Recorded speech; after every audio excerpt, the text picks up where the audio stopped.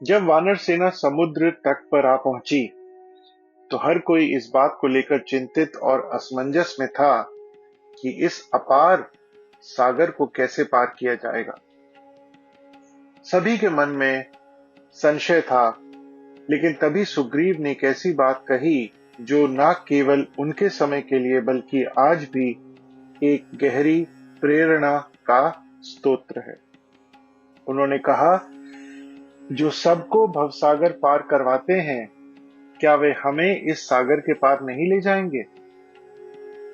यह वाक्य एक साधारण प्रश्न की तरह प्रतीत होता है, लेकिन इसकी गहराई में अद्वितीय आध्यात्मिक और व्यवहारिक संदेश छिपा हुआ है।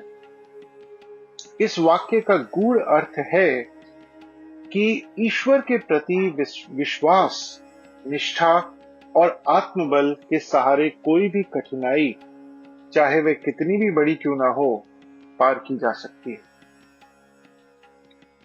और गहराई में अगर इस वाक्य को हम समझेंगे तो भवसागर और सांसारिक सागर का प्रतीकात्मक अर्थ है।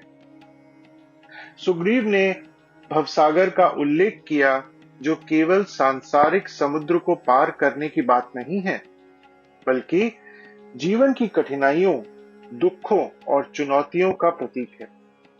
यह भवसागर केवल भौतिक नहीं है, यह हमारे भीतर के भय, असमंजस और सीमित सोच का भी प्रतीक है।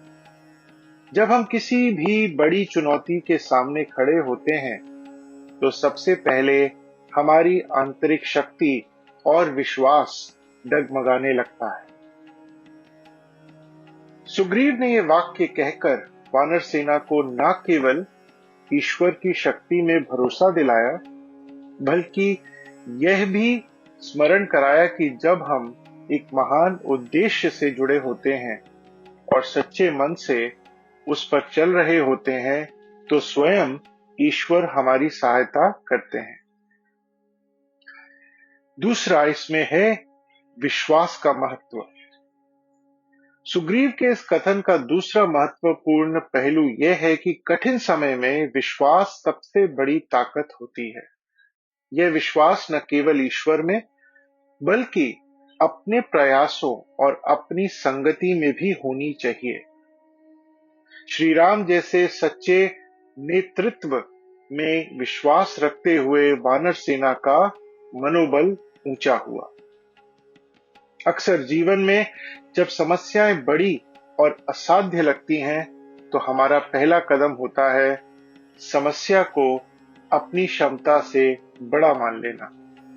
लेकिन सुग्रीव ने इस वाक्य से यह समझाया कि जब आपके साथ एक ऐसा मार्गदर्शक है जो पूरे संसार का पालनहार है, तो कोई भी बाधा असंभव नहीं। तीसरा, ईश्वर की कृपा और कर्म का संतुलन। इस वाक्य से यह भी संदेश मिलता है कि ईश्वर केवल उनकी सहायता करते हैं जो अपनी ओर से पूरी कोशिश करते हैं। श्री राम के नेतृत्व में वानर सेना ने अपनी तरफ से हर संभव प्रयास किया। हनुमान जी की छलांग, नल नील द्वारा पत्थरों से पुल बनाना, यह सभी कर्म और विश्वास का अद्भुत संगम था। यह जीवन के लिए एक अमूल्य शिक्षा है कि ईश्वर केवल उन्हीं की सहायता करते हैं जो अपनी ओर से पूरे प्रयास करते हैं। और चौथा, चिंता छोड़िए और ईश्वर के प्रति समर्पण का भाव अपनाइए। सुग्रीव के इस कथन में समर्पण का भाव झलकता है।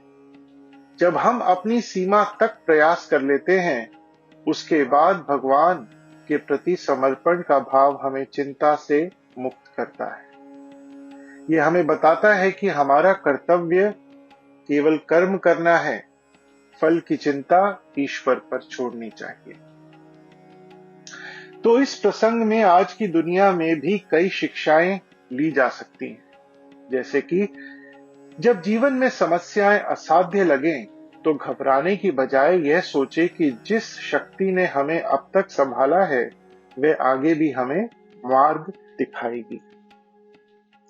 विश्वास, नेतृत्व और सामूहिक प्रयासों के बल पर असंभव को भी संभव बनाया जा सकता है। चिंता छोड़कर समर्पण का भाव रखें, लेकिन अपनी तरफ से कर्म में कोई कमी न आने दें।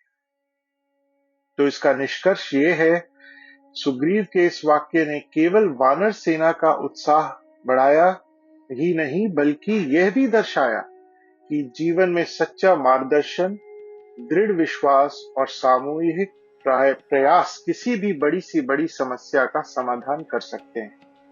यह वाक्य आज भी हमें सिखाता है कि चाहे समस्या भवसागर जैसी गहरी हो या समुद्र जैसी चौड़ी, अगर हमारे प्रयास और विश्वास ईमानदारी से जुड़े हों तो हर बाधा पार हो सकती है। जय श्री राम।